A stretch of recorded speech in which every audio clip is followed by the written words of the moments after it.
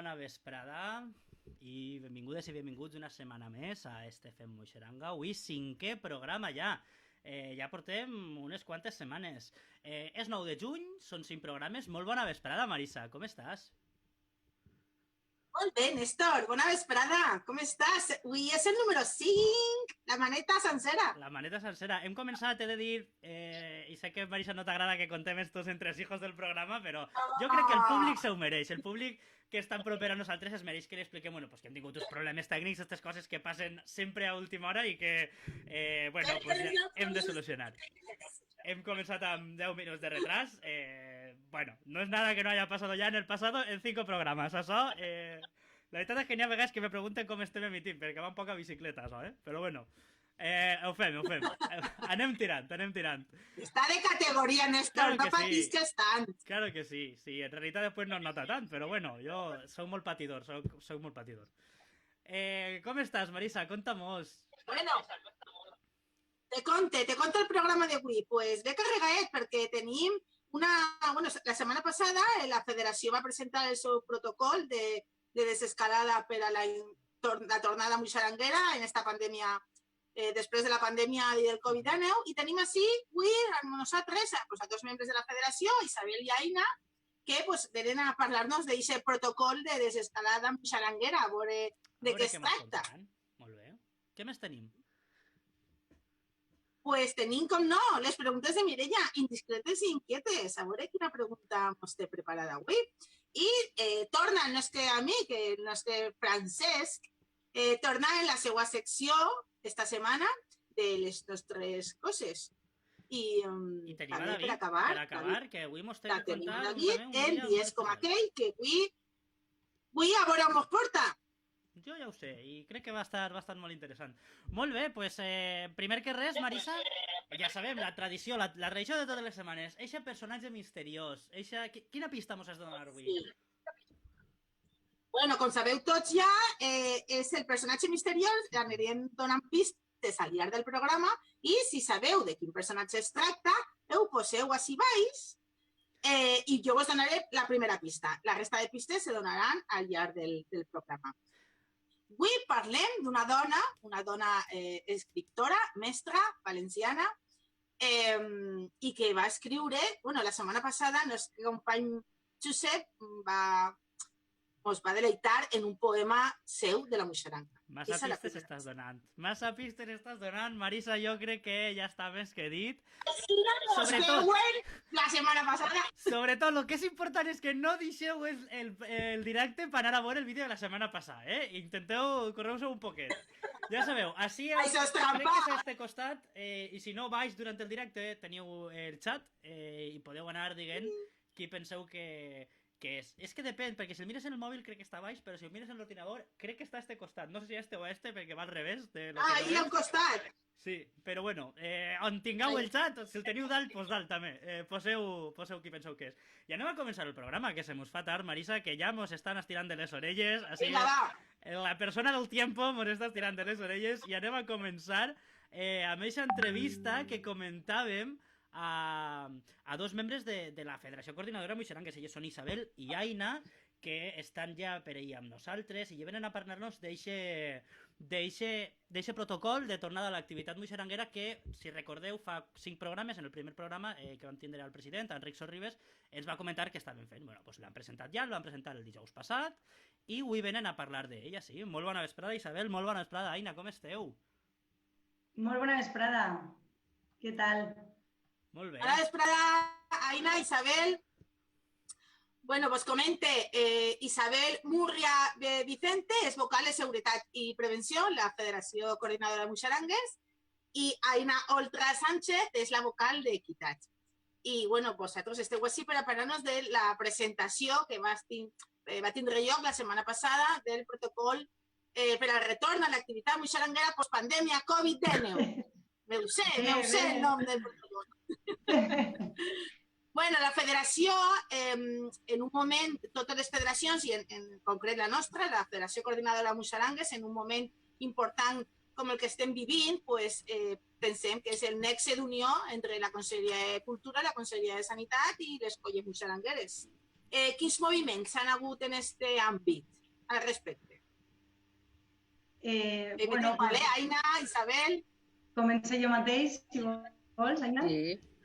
No res, nosaltres des de Federació hem estat en contacte en les conselleries que tu has dit, en Sanitat, Cultura i també me sembla que Educació i de l'Esport. Ens hem informat un poc de primera mà sobre les mesures que s'estan prenent a nivell sobretot autonòmic, que és de veres que les mesures les coneixem tota la població, però hem intentat per almenys donar una informació un poc de primera mà i poder adaptar aquesta informació a la realitat muixeranguera per a canalitzar-la un poquet a les colles muixerangueres.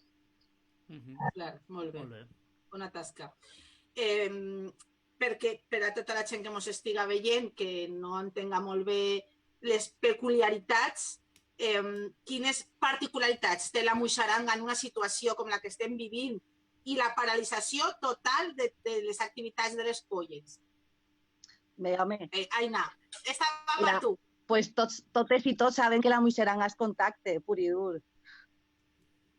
Per tant, la distància física és prou... no es pot realitzar.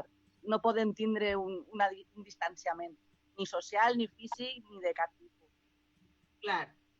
Bueno, fa un parell de setmanes que va estar Enric per aquí, Enric Sorribes, el president, ens comentava que efectivament l'activitat està parada i a nivell social és quan les colles ara estan manejant-se, les comissions de dinamització són les que estan treballant més per a mantenir aquesta cohesió social de les colles, però anem a parlar d'assajos, anem a parlar de mesures i de desescalada muixeranguera.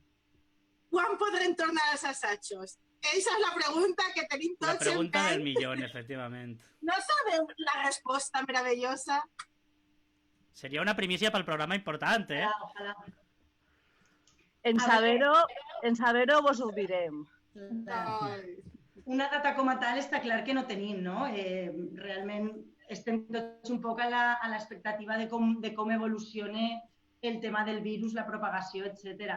El que sí que sabem, nosaltres hem intentat fer una cronologia perquè sí que podem determinar en quina fase podrem assajar. No podem dir una data, però sabrem que podrem tornar als assajos i a la normalitat muixeranguera en aquell moment en el que les distàncies de seguretat no siguin necessàries. O sigui, mentre estiguem en una pauta que sigui fase 1, 2, 3, nova normalitat, en les que se recomana mantenir distàncies de seguretat, tenim molt clar que no anem a assajar.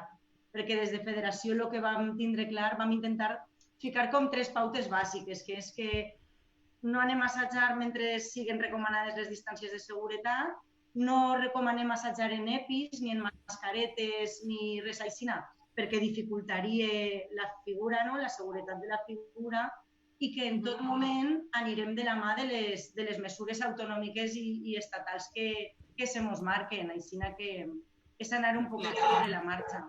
Sí, una muixeranga en els EPIs podria ser un poquet estrany. Però bueno, n'hi ha gent que també s'ho ha preguntat, gent que ens està veient, que de fora del món muixeranguer, a lo millor des de la ignorància des de fora se pot pensar que a lo millor és factible, però no. Més que des de la ignorància, jo penso que des de les ganes, perquè estem tots ahí maquinant la manera de... Me referís des de fora de les colles, des de fora de les colles que a lo millor estan veient-nos i no coneixen les particularitats del moviment muixeranguer, no per altra cosa.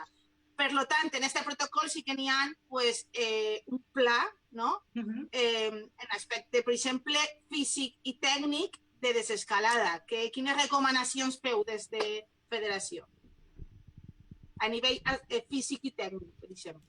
Per exemple, físicament es recomana no oblidar un entrenament, un calçament, per poder tornar sense cap problema. Estem fent panxa així a casa... Bueno, alguns ja la portàvem d'abans, Sí, bueno, n'hi ha diferents situacions, però bé, és recomanable fer un calçament abans de posar-se a construir i a fer figures. Ja. I en el pla psicològic també pot haver una preparació anterior, no? Sí, ahí en aquest sentit, mira, avui justament s'ha enviat a les colles una valoració, anem a fer una valoració de l'estat psicològic de les persones muixerangueres, per veure, potser ens enfrontem a que quan vulguem tornar als assajos hagin aflorat en algunes persones determinades pors, un poc d'inseguretat, desconfiança cap al contacte físic. Aleshores pensem que una bona tasca de federació seria també fer una valoració de l'estat en el que ens trobem els muixeranguers actualment i de cara a aquesta tornada per a també poder oferir unes pautes i unes recomanacions per millorar aquest estat psicològic i emocional i poder tornar en les màximes garanties. I sobretot estar un poc pendent també de la salut tant física i emocional de les persones que conformem les colles.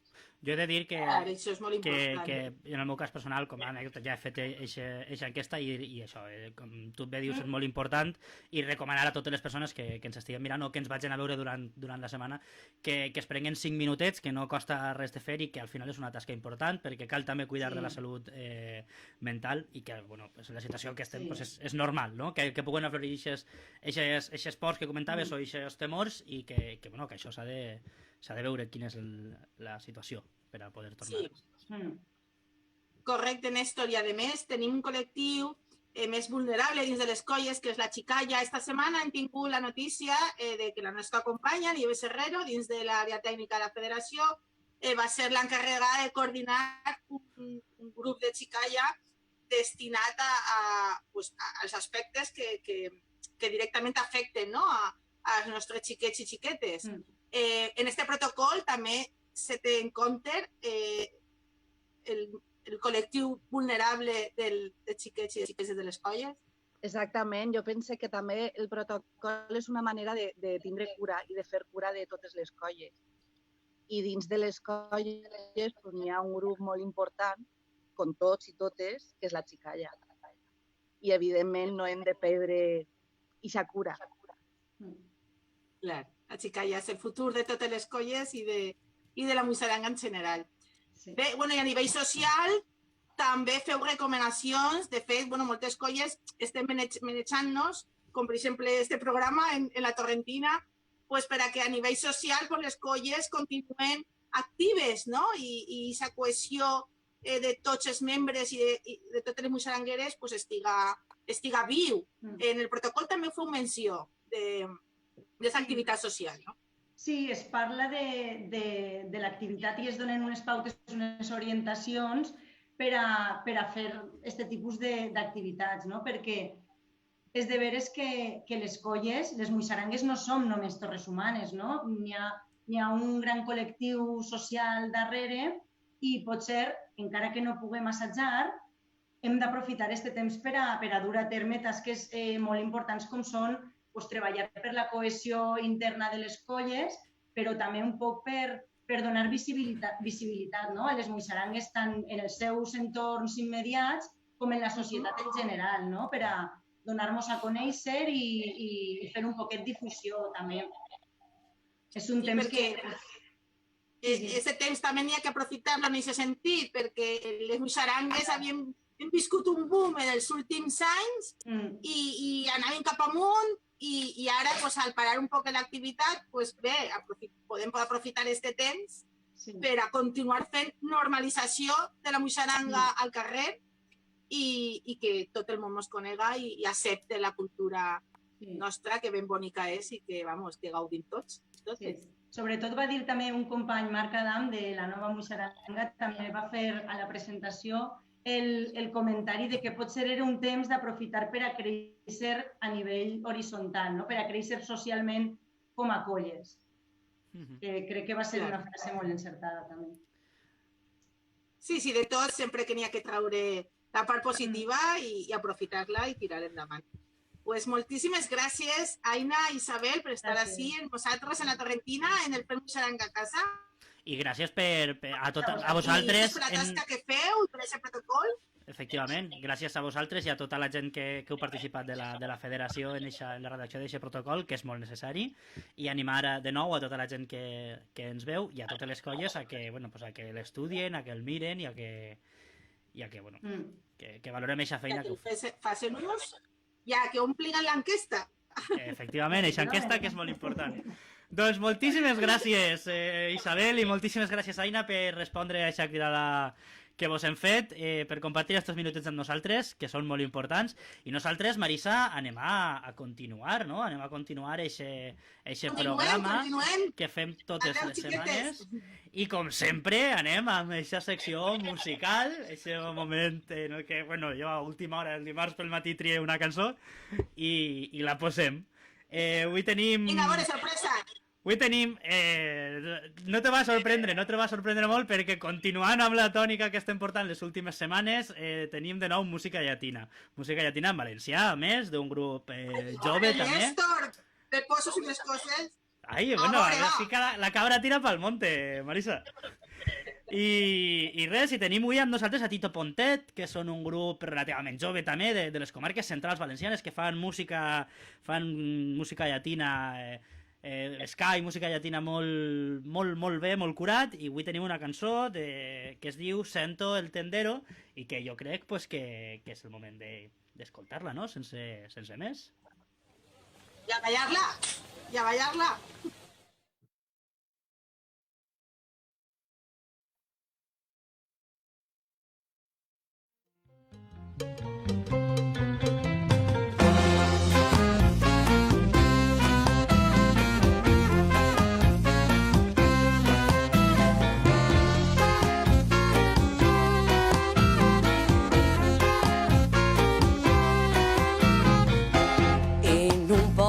D'Europa Central, un home diu que està en Cuba, a voltes Grècia o Itàlia, a la plaça del mercat, porta una bufanda llarga i una parada regenta, sempre balla, mai s'assenta, és home de sang calenta. Sento creu que estem en Cuba i balla la guajira, i creu que estem en Cuba i balla la guajira.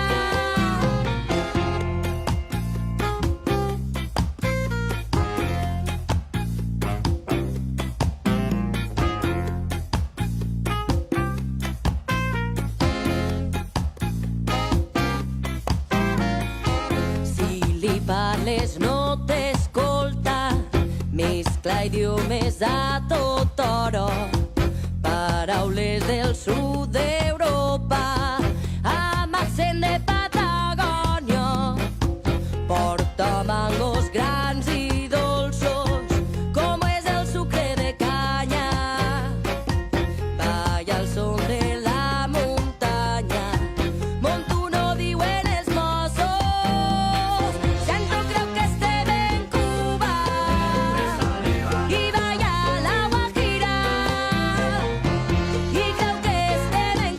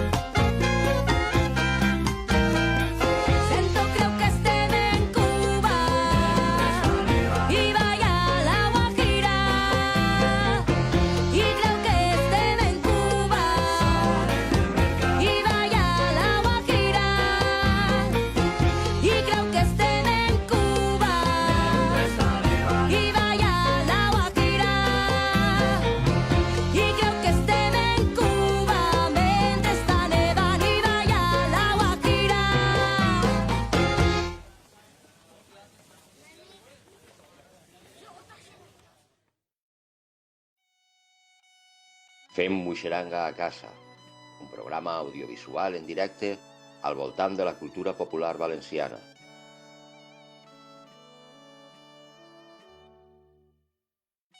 Fem Muixeranga a casa, de la Muixeranga, la Torrentina.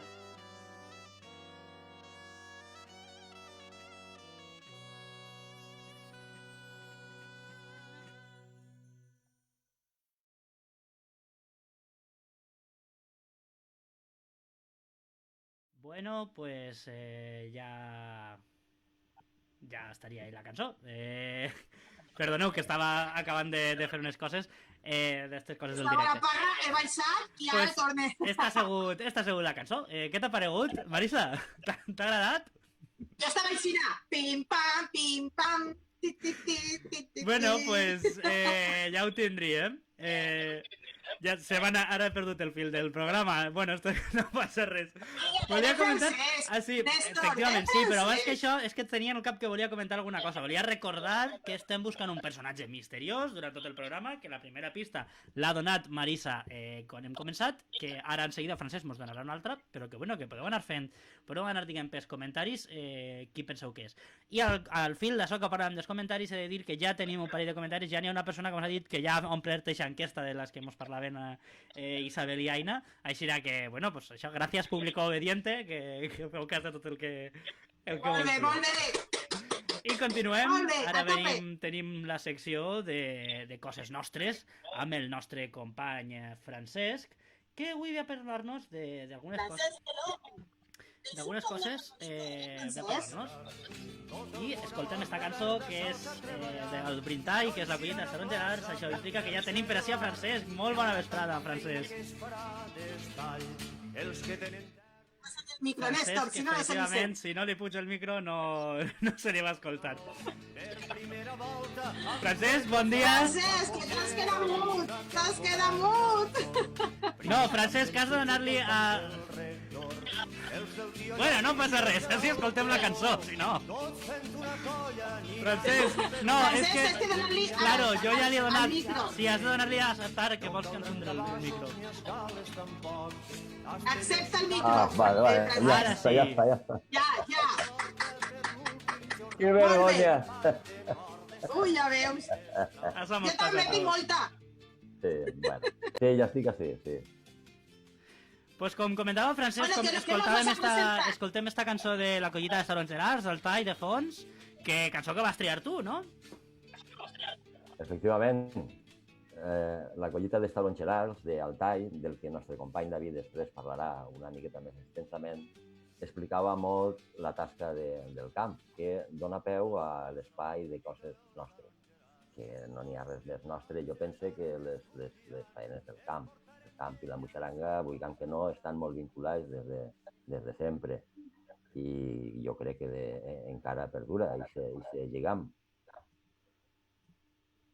Molt bé. Si voleu, vos puc contar la història d'un personatge. Molt bé. És un personatge que va créixer, que va néixer a la comarca de l'Horta Sud i que li diuen Paquito. Paquito. Que raro, Paquito. No n'hi ha. Paquito tenia 16 anys quan li va dir a son pare: pare, jo que no vull que estudiar. I el pare, tot enfadat, molt enfadat, va dir: sí, pues al camp, a collir taronges, com un càstig. I Paquito se n'anà a collir taronges, amb un dia de pluja, per cert. Se ficà els botitos, les catiusques, i ple de fang que anà a fer les tasques més complicades pròpies de la gent jove que anaven al camp, que era la de carrejar a les persones més majors, els cabassos, a pujar als arbres més grans i fer de colmerero, que seria en aquella època. I Paquito vivia tot allò d'una manera intensa. Paquito era un home, un xic valent. Paquito vivia un temps allà per l'any 77 on s'havia impregnat de músiques que eren novedoses. Escoltava Lluís Miquel i Quatre Setes, allò de Tinc un mànec, Tres pans finits. Per exemple, resultava algo graciós, però en la nostra llengua, cosa poc comuna. Paquito escoltava en les festes del seu poble Altai, quan cantava allò de que vinga, que vinga, que vinga la llum. Paquito escoltava Lluís Miquel i Quatre Setes i també els pavessos. Paquito estava impregnant-se d'una valenciania com mai s'havia conegut en aquella època. Paquito eixia a les manifestacions demanant l'Estatut i l'autonomia i se vivia un moviment d'una valenciania que ja volguera per als temps que ens corre ara. Paquito, per a disgust de son pare, va notar que en el camp una llibertat que mai no havia experimentat. Inquiet, Paquito li preguntava als vells que els encantava que es contaran coses de quina varietat era este taronxer, quines varietats n'hi havia antigament de taronxes. Contem-nos històries, de la seva joventut. I Paquito s'impregnava de la sabidoria del camp i volia saber-ne més i més i més. I per a sorpresa de son pare, Paquito va continuar en l'àmbit del camp d'una manera entusiasmada. Se sentia lliure, se sentia rodejat d'una gent que, molt diferent a l'època actual, eren tots del terreny, o pràcticament del terreny, i tots tenien coses que aportar. De sobte, i de manera espontània, apareixia algú que cantava, perquè si és valencià, ell cantarà. I això omplia la tasca dura, que ho era, sens dubte, la feina del camp, en aquest cas el de la taronja, i aliviava aquelles fatigues que no ho eren tant si se vivien d'aquesta manera. Paquito, a l'hora d'esmorzar, obria els ulls de bat a bat escoltant les històries d'uns i d'altres. I allí, junt a les braces, cremant una careta i amb un cuiro de vi, feia més agradable la feina. I així a Paquito fins a les 2, que diuen «Ara, cavallers!» el cap de quadrilla, que ja s'ha acabat. I Paquito, tot entusiasmat, en aquest primer dia, dia, ostres, ja estava bé, ja no podia més. El que no sabia Paquito és que paraven per a dinar, també al camp, Paquito s'incorporà i després de la vesprà, arrastrant quasi les cames qual espectre cap a casa, es va llevar, es va canviar i, com era de costum en aquella època, se n'anà al casino a cobrar la jornada, perquè llavors pagaven a diari les jornades del camp. Paquito, allí estava, en aquell home que l'havia ajudat tot el dia, esperant que cobrara i cobrar d'home. L'home que el va ajudar li va dir, «Ala, Paquito, pren el que vulguis». I Paquito va dir, «Ai, pues jo, una Coca-Cola». Aquell home, tot enfadat, va dir, «Com que una Coca-Cola? Si tu has treballat d'home, tens que beure d'home». «Bueno», va dir Paquito, «pues beure una misteleta». I allí prengué una misteleta i va cobrar el primer sou i tot content cap a casa li va dir a sa mare, «Mare, vinga, el meu jornal». Això ha canviat molt. Avui és una altra història. Les colles d'anar al camp i a la taronja especialment estan formades bàsicament per ETTs, empreses de treball temporal. I en moltes de les ocasions, més que una colla de collidors, pareix una representació de la ONU. N'hi ha gent de tots els àmbits. I en això no vull dir que no tinguin dret les persones d'arreu del món de guanyar-se el sou, però no existeix aquest lligam que comportava el camp, aquesta familiaritat. Avui està bastant més deshumanitzat i els sous quasi que estan per un estil que per aquells moments. Paquito va créixer, Paquito se feu maulet i Paquito se feu muixeranguer. I aquesta és la història de Paquito que avui, al dia d'avui, li diuen Francesc. Ay, Francesc, qué bonita la historia, qué bonita. Y qué bonito el camp en ese momento, ese punte romàntic, eh? La veritat és que era un altre món, totalment diferent. Dur, com sempre, en el camp. Una altra època. I no t'estic dient vell, eh? No, que tu estàs molt bé, Francesc. Bueno... No, però era una altra època. Pues moltes gràcies, moltíssimes gràcies, Francesc, per estar amb nosaltres. No te'n vagis molt lluny, perquè crec que després Mireia te reclamarà, vol alguna cosa. A mi no m'ha quedat molt clar, però tu no te'n vagis molt lluny per si cas. I Bueno, i tens que donar-nos una pista Efectivament. del personatge misteriós. Sí, perquè tenim una dona impressionant que comentar, que fou defensora de l'ensenyament en valencià, vinculada amb el moviment de renovació pedagògic i impulsora d'entitats cíviques com a la Federació d'Escoles Valencianes. Un gran personatge. Molt bé, doncs ahí va aquesta segona pista. Ja sabem que és una dona, mestra, escriptora valenciana, autora d'un bonic poema de la Muixaranga, defensora de l'ensenyament en valencià, vinculada al moviment de renovació pedagògica, impulsora de la Federació Escola Valenciana. Molt bé, així que ja Així sabeu, baix, si sabeu... o així al costat, o a l'altre. No sé quin de dos. On siga. Bueno, on siga, aneu posant-ho. Nosaltres continuem aquest programa, ja és temps per a altra de les seccions fixes. Tenim l'àrea tècnica amb el nostre mestre, Joan Batiste, que avui ve a parlar-nos d'una figura que a mi em fa especial il·lusió. Em fa especial il·lusió, després vos contaré per què. De moment anem a veure-ho, eixa secció d'avui de Francesc, que va parlar-nos de l'Alcoyanet. Bona vesprada, Marisa i Néstor, què tal? Com estem? Res, en el dia d'avui volia introduir donant-vos l'enhorabona. L'enhorabona per el treball i esforç tan gran que anem fent totes les setmanes per a elaborar aquest programa. I res, moltes gràcies per tot. I a més, donar-vos les gràcies, donar les gràcies a la gent que ens veu. Gràcies. Sense vosaltres l'èxit d'aquest programa no seria possible. I res, en el dia d'avui vos anem a parlar de l'Alcoyanet, una figura molt senzilla. És una figura feta per quasi totes les colles, si no dic totes, en algun moment de la seva vida o de la seva història. És una figura de 3 alçades, amb una estructura 3-2-1, és una figura amb un remat 2-1 prou característic en altres figures com pugui ser el campanar, com pugui ser el fadrí, com pugui ser el pilotó, entre altres. Aquesta figura és un remat i, per tant, en la seva construcció es té que fer neta, no requereix de pinya. Des del punt de vista tècnic, al ser una figura neta, requereix d'alguns aspectes a tindre en compte. Un d'ells, per exemple, és la separació de les bases. És molt important. Ve condicionada a la separació dels segons. És a dir, la separació de segons és la que condiciona la separació de les bases i alhora la separació entre ells. Se té que respectar el que és la verticalitat de la figura.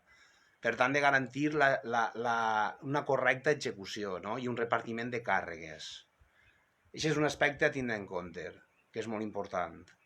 I també per a que no tanquen cap a dins. És a dir, si les bases estan més separades que els segons, evidentment els segons la tendència és a tancar el seu cos, a tirar el seu cop cap endavant, no? Això hi ha que evitar-ho. Altre aspecte a tindre en compte també és com col·loquen els peus. En el cas d'un segon, puja com en un pilar, el remat 1-1, el rengle 1-1 puja com en un pilar. Però l'altre segon puja obrint peus, és a dir, obri el peu dret al coll de la base. És a dir, s'obri entre dos bases. Aleshores, un aspecte a tindre en compte és el reduir moviments. És a dir, el no pujar per un rengle i després obrir, sinó quan puges ja directament posar peu en el coll. De manera que reduïm un moviment. És molt important. Tenint en compte que aquesta figura és neta. I per tant, això hi ha que estudiar-ho bé. Altre aspecte a tindre en compte també és com col·loquen els peus. El pom dels peus té que anar pegat al coll. Els dits miren cap a fora. I la cara interior de les cames toquen cap. De manera que es garanteix l'estabilitat i evitem que la figura tanque cap a dins. Perquè el cap el que fa és impedir-ho. El cap de la base el que fa és impedir aquest moviment. També és important la sincronització. Donar-se el braç dret a l'hora de pujar, igual que a l'hora de baixar, els segons. És molt important aquesta sincronització. Penseu que no tenim primeres mans que ens ajuden i que ens guien a l'hora de pujar, igual que a l'hora de baixar. Per tant, tenen que baixar de manera sincronitzada. Altre aspecte a tindre en compte és la col·locació de braços. Braç dret sempre, una vegada estan dalt, braç dret sempre per baix, dit gros en l'aixella, de manera que rigiditzem un poc el que és la figura, no? I impedim el moviment torsor de la figura. Altre aspecte a tindre en compte també és el xiquet o xiqueta. Pugen sempre per el rengle U1. A diferència d'altres figures, com pugui ser el fadrí, que pugen per el rengle obert. Altre detall a tindre en compte en el xiquet és quan puja, que puja igual que en un pilar, però quan arriba dalt dels segons, puja peu esquerre al coll i, sense soltar les mans dels braços dels segons, avança el peu dret al coll de l'altre segon que té enfront. I fins que no l'agafen, dels turmells no s'incorpora. Quan s'incorpora, mà esquerra al cap, s'incorpora, braços en creu, besets, somriure. Aquests moviments són molt comuns dintre de totes les figures del repertori muixaranguer. I ara vos anem a introduir també el que és els antecedents d'aquesta figura. Aquesta figura va ser creada per els Locos de l'Olleria l'any 1997. Va ser treta a plaça per primera volta a l'entrada de moros i cristians d'Alcoi, per a la capitania els asturians. Anaven de la mà d'un grup de teatre i l'eixida a plaça va ser amb una xicoteta coreografia i anaven vestits amb un traje de 1000 ratlles i amb llances. Feien una xicoteta coreografia i el xiquet o xiqueta, quan pujava dalt de la figura i coronava figura, alçava un banderí i pegava un crit de guerra, no? Com coronant el castell. Això era més o menys el que era l'exposició en plaça de la figura. Tenim que tindre en compte que per a una entrada de moros i cristians es requeria d'una figura que fora molt ràpidament construïda. Aleshores, se va fixar aquesta figura com a figura per a aquesta actuació. I res, dit això, vos emplacem fins al proper programa. Adeu! Molt bé, doncs ahí queda agafat el testic. Francesc, mos veurem la setmana que ve, a veure què mos portes. Comentava ràpidament, ho faig la menció, comentava abans del vídeo que per a mi és una figura molt especial l'Alcoianet perquè és la primera figura en la que vaig fer de base va ser en un Alcoianet, en un assaig. Llavors, és una cosa que guarde... I està ahí en la patata. Efectivament, i continuem amb el programa. Bueno. Tenim amb nosaltres ara la secció de Mireia, que crec que està ja per ahir amb nosaltres. Anem a veure, Mireia, què tal? Efectivament, Mireia, bueno, i Francesc, que com comentàvem, tornes a estar en el directe, perquè crec que Mireia volia que estigueres avui amb nosaltres per algun motiu, però Francesc, per favor, encén el micro. Que si no, no podrem... Ara, ja estàs, molt bé. Bueno, doncs ja comenta'ns, Mireia, per què hi se necessita que estiguera Francesc? Què t'has preparat avui? No, per a variar un poc de les preguntes, perquè si no pareix que estiga fent un interrogatori. Aleshores he vist que no és normal rotar un poc a les persones. La pròxima setmana vull a David. I així le faré l'inventari a ell. Això, David, així ves preparant-te, Que la setmana que ve te toca a tu. Per a volta. Aleshores, no, l'altra, després de 2 setmanes. Jo descanse una i tindrem a Raül el següent programa. Pues Francesc, va per tu, preparat? Mira-li, com portes el no assajar i no veure a la teva família moixaranguera? Com portes l'estranyar-nos i tot això? Com va? Malament. Vos diré molt de menys, la veritat. No puc fer figures així a casa, no tinc la dotació suficient, però sí que m'agradaria, sí, de veres, sí que m'agradaria tindre aquest contacte que fem tots, que ens contava la companya de la federació. Però la veritat és que tampoc m'ho puc queixar perquè mitjançant les xarxes i el contacte que tenim no perdem el fil. Això. Bueno. Se fan els spots, no, Francesc? Sí, bueno, tinc mono, sí, tinc mono, molt de mono. Tenim tots mono. Jo el penjat el porte. Una espalda plateada és el que tu tens, Marisa. Ai. És molt important. Molt bé, Mireia. Pues la meva segona pregunta, clar, va per a Francesc també. Sabem que dins de la Muixeranga de Torrentina estem fent reptes i vídeos. Dels reptes que em portem de moment, qual és el que més ha agradat? O si trobes a faltar, que t'agradaria tirar algun repte per a que ho fem? Bueno, tots els reptes que heu fet des de la tècnica, tots els que hem fet des de la xica ja me pareixen interessantíssims. És una de les moltes maneres que se té de no perdre el vincle muixerenguer i més en la xicalla, que ja sabem de la importància que té. No se me n'ocorrís ninguna d'elles, perquè per això tenim a persones com Corín o com Neus que tenen una imaginació desbordant. Però jo sí que tiraria una pedreta als més majors, a ells sí que es faria un repte. A mi, si no tens ningú inconvenient, Marisa, jo llançaria la pedra als més maurets, una cosa com jo, i mauretes. Ahí me salve. No te salve. No te salve. Al preguntarme a mi pensava que estava parlant de mi i jo, perdona. Bueno, jo també ho he entès així, Jo no vull dir res, però... Que m'estàs dient madurar? Doncs mira, sí, tinc un repte per a tots, però especialment per a la gent més major. A veure, m'agradaria que férem el pi apoyat en les cames a la paret. A veure si seguim capaços de poder. Ole, jo vull veure això. L'apunte. Jo vull veure-lo. Jo el faré. De la setmana que ve. Un d'ells va ser. Molt bé. Doncs moltes gràcies. Moltes gràcies als dos, a Francesc per... No em cortes, que tinc personatge misteriós. Perfecte, és el que anava a introduir ara mateix. Anava a dir que moltes gràcies i que queda una pista que has de donar del personatge misteriós.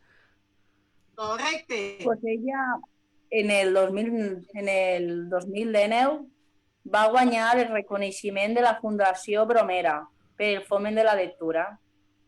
Molt bé. Molt bé, doncs ahí queda dit. Moltíssimes gràcies ara sí, Mireia, i moltíssimes gràcies, Francesc, per estar així amb nosaltres i ens veiem en el pròxim programa que estigueu. Adéu. Gràcies a vosaltres. Adéu, Francesc. Val, doncs, si vos sembla bé, anem a fer... Continuem. Si et sembla bé, Marisa, fem una recopilació ràpida de totes aquestes pistes que tenim, perquè ja estic veient que pels comentaris hi ha algunes persones que s'han aventurat a dir algun nom. De moment ja sabeu que no podem dir si és correcte o no. Les pistes que tenim són que estem buscant a una mestra i escriptora valenciana, que és autora d'un bonic poema, La Muixeranga. En segon lloc, que... va tindre, com s'acaba de dir Mireia, va guanyar el Premi Fundació Bromera al foment de la lectura el 2019, i en tercer lloc, com ens ha comentat abans Francesc, que és una defensora de l'ensenyament en valencià i que estava molt vinculada amb el moviment de renovació pedagògica i que va ser impulsora d'entitats cíviques com Escola Valenciana. Així que si penseu que sabeu de qui estem parlant, qui és aquesta dona de la que estem buscant, doncs ho comenteu així baix al xat o així al costat del xat, depèn de com ens estigueu veient. I nosaltres continuem amb el nostre programa, queda la secció de David, altre clàssic de totes les setmanes, que a veure què ens ve a contar esta setmana. Recordem que la setmana passada vam estar en el Garbí, ens va portar fins al Garbí, així que, David, molt bona vesprada, què vens a explicar-nos avui? Hola, David. Buena vesprada, David, Hola. ¿cómo estás? Buenas tardes, estoy Te ves fenomenal, molt bé como siempre. Ahí enmig de la muntanya, Aquí ¿Quién ya pudiera? estamos. En la Con mi botija. botijo, No t'aniries tu, mi Marisa, campana, no t'aniries tu, el Marisa, ahí arbolito. ara mateix enmig de la natura on està David? Mira que no está muy lejos. Bueno, mira, hoy os traigo un día fantástico, colosal. No es tan alto como el Garbí, pero no deja a nadie indiferente. Hoy os llevaré al domingo 16 de octubre del 2016, ¿vale? Qué concreto. Y nos llaman para actuar en el Tama de Aldaya. Así que ahí es donde se fue la colla y lo que os voy a contar. Esta historia también habla de varias cosas. Una de ellas es que la gente, cuando habla de Musaranga, no sabe muchas cosas que hay detrás. Y en este caso, pues, Estem veient fue un ara acto mateix el muy largo, cartell un acto... d'aquest acte. Són músics, són valencians, Hicimos- era l'esdeveniment. Exactamente, son músicos, son valencians. Y empezamos haciendo una figuereta, una seña en la puerta. Luego hicimos a mitad de su teatro, que estaba lleno hasta los topes, hicimos una figuereta para que se viera desde la ventana del teatro, que corrieron las cortinas para vernos, nosotros allí fuera, 3 horitas. Y bueno, total, que yo lo dejo caer así. ¡Fiu! Bueno, y luego entramos dentro para hacer una torreta mientras se tocaba la musaranga, ¿vale? Esto fue maravilloso. Hoy el vídeo que os traigo Sí, estem veient ara mateix. se hace la figura. Pues sí, detalle porque este vídeo habla también de que las caídas forman parte de la musaranga. No contar con ellas no es hacer musaranga. Y cuando cuentas con las caídas, estás realmente haciendo una musaranga segura. Así que, si os dais cuenta, en este vídeo, no quería haceros spoiler, pero en este vídeo la chiqueta va a caer. Pero lo que siempre hemos aconsejado a las collas pequeñas es que no solamente utilicen una seguridad pasiva, que es la colla, que es la piña que forma la colla. Además, cuando la colla es pequeña, ha de tener una seguridad activa, que llamamos, que es alguien esperando esa caída, alguien que espera que la alzadora y el chiquet o la chiqueta van a caer. Y, por supuesto, no puede salirse de la piña. Y si se sale, ha de ser recogida. Pues, en este caso, estaba yo y Boti también estuvo de seguridad activa y no tuvimos ningún percance en la caída, como podréis ver, fueron empomados perfectamente. Esto no es nada raro, esto suele pasar y si hablamos ya de Castellers ni te Veient ara cuento. mateix a Esto- la xiqueta pujar... està pujant. Hi ha que concretar un poc que al llarg de l'any poden haver una, 2 o 3 com a molt en cas de... Sí, Tampoc és cosa de totes les setmanes, vamos. I la ara, musaranga per introduir-vos un poc en context, perquè ja vosaltres no podeu veure el vídeo, està començant a baixar la xiqueta i en breus moments anem a veure aquesta caiguda. Sí. Ara mateix. I ara, Exactamente. efectivament, s'acaba de Eso veure es. com Boti l'acaba de recollir Y yo, sí, ahí acaba. los dos estábamos ahí. Hay que estudiar cada figura porque normalmente las figuras suelen pecar en el mismo lado donde suelen caer. Entonces, cada figura hay que colocar la seguridad activa en el sitio, en el sitio adecuado, porque tú no puedes estar dándole vueltas a la figura esperando que caiga por cualquier lado. Normalmente las estudias y sabes dónde suelen pecar. Y en este caso, pues bueno, nada, se cogió y tranquilamente. Y bueno, ese día fue, la verdad es que maravilloso, aunque fue un acto muy largo, ya digo que estuvimos allí 3 horas, era domingo y nos convencieron después para ir a cenar, porque nos lo plantearon y dijimos, no, hombre, no, que el domingo tal nos vamos a recoger. Por favor, que hemos encargado ya la cena, que no sé cuánto. Bueno, si es así, pues nos haremos un feo. Y allá que nos fuimos. Nos fuimos a un bar donde no teníamos que pedir nada, venga, bocadillo en la cena. La cena no tenía nombre. O sea, eran un montón de bocadillos, camareros trayéndonos cerveza a nosotros. Por favor, si sabes cómo me pongo, ¿para qué me invitas? Que se suele decir.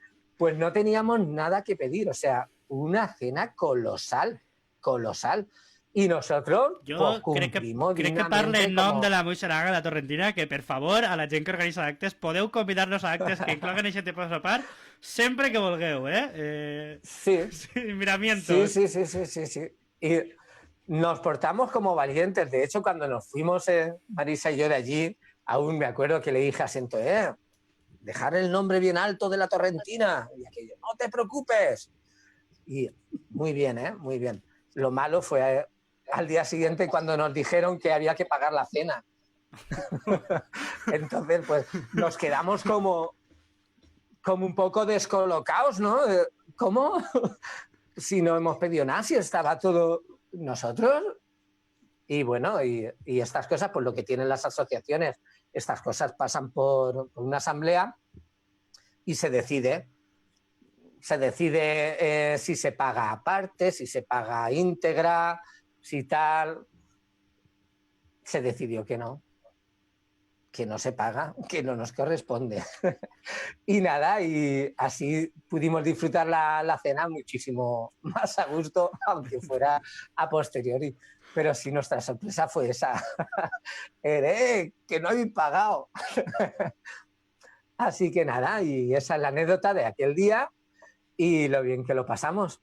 O sea que hemos vuelto a actuar en Aldaya y todo sin problema, pero aquel día tuvo esas anécdotas muy curiosas. Una solo le pasan a la malinterpretació, ahí va a y estar un una simpa de malinterpretació 35 i una persones. falta de comunicació per part Sí, se puede. de l'organització, però bueno, al final tot se va solucionar. Sí. I a més, jo volia fer hincapié en la xicalla, perquè esa figura, si no recorde mal, va ser Roser. Sí, I fue Roser. Roser, com una valenta Roser. que és, pues, ha continuat sense problemes fent figures de 4 alçades i la xiqueta, malgrat Sense la problema, caiguda, sense sin pegues, problemas és... perquè ella i la resta de la xicalla són... Ja no és qüestió de valentia, és qüestió d'estudi i de confiança en la teua pinya i de seguretat.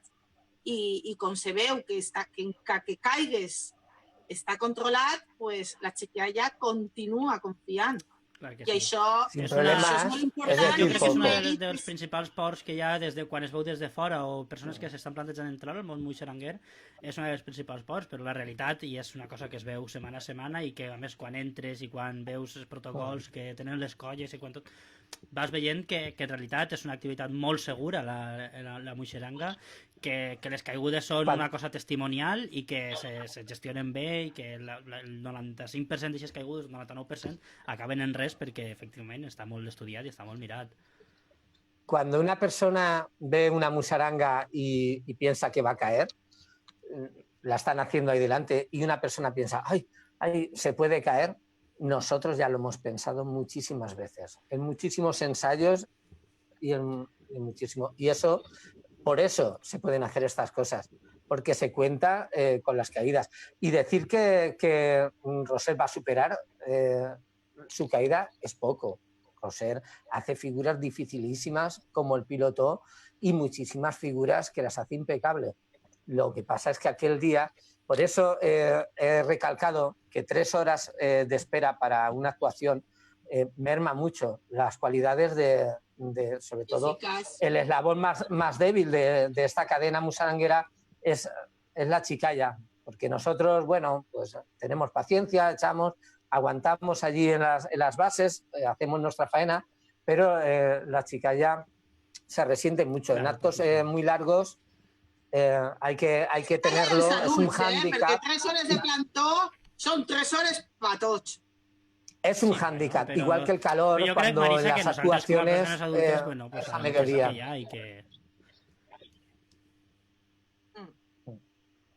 Así que bueno, nada, os prepararé algo para la semana que viene y hoy... Ara ja veurem què fas perquè cada vegada és que te superes cada setmana.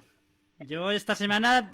La semana que viene lo tengo ya pensado. La setmana passada m'ho vaig passar molt bé amb eixe Garbí, però és que esta setmana eixe sopar que mos has parlat m'ha paregut molt interessant. És que mos convidaren a anar, mos convidaren, vinga, mos insistiren i clar, pues nosaltres al final... Que és domingo, que no podemos. És que és diumenge, xiques tenen col el dia següent i tal, diumenge per la nit. No, vingau, i tal, pues ens diu Paco, el nostre company Paco ens diu que això ho paga ell, que això sopar el paga ell. És que ella és del poble, Bueno, pues moltes gràcies, David, per estar una setmana més Moltes gràcies. amb nosaltres. I per De recordar... res, mira, hoy os he traído la camiseta de Pego, ¿eh? Pienso haceros un repasito de las collas. Molt bé, molt bé. Pues Caure's moltes de l'armari, gràcies. caure's de l'armari. I prepara't eixes seccions que te queden d'ací al final de temporada, que el llistó l'has de deixar ben alt. Bueno, vinga, adéu, Vinga, David. pues adéu. Adéu, David. I nosaltres, Marisa, com cada setmana hem de dir adéu. Hem de dir adéu, portem una hora ja de programa, sempre ens passem de... Sempre ens passem de frenada, però bueno, és lo que hay. Que jo m'ho he passat molt bé esta setmana, Marisa. La setmana que ve portem, no podem avançar molt, però portem un programa especial dedicat a una colla. Especial Dedicat a una colla que de moment no podem dir molt més. Però bueno, jo crec que pot quedar molt bé. I no res, i que un apretón al final, aquests programes que ens queden d'ací al final de la temporada, i que una setmana més, que moltíssimes gràcies, Marisa, que no sé què faríem sense tu. Ui, pues lo mateix o millor. No. Pues Néstor, moltíssimes gràcies a tu. Anem a endevinar, no? El personatge misteriós. O podem si ho creus convenient... Després de la falca? No, si es creus Pues convenient... esperem després de la falca? No, espera, que estic mirant l'escaleta, Marisa. Espera. Que si vols podem rescatar a David i que doni la seva pista, que se mos ha oblidat. No, vinga, jo li dic la seva pista. És molt fàcil. Vinga, va. Jo crec que la gent ja més o menys té clar de quina dona estem parlant, perquè a més, tristament, mos va deixar en juny del 2019, l'any passat, o sigui, fa molt poquet.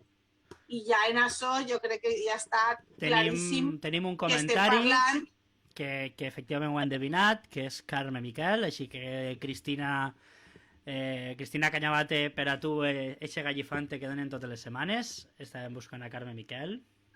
Si alguna empresa vol patrocinar els gallifantes, vamos, encantats. Bueno, i nosaltres, Marisa, ho I ara deixem sí, així. que se tenim que despedir.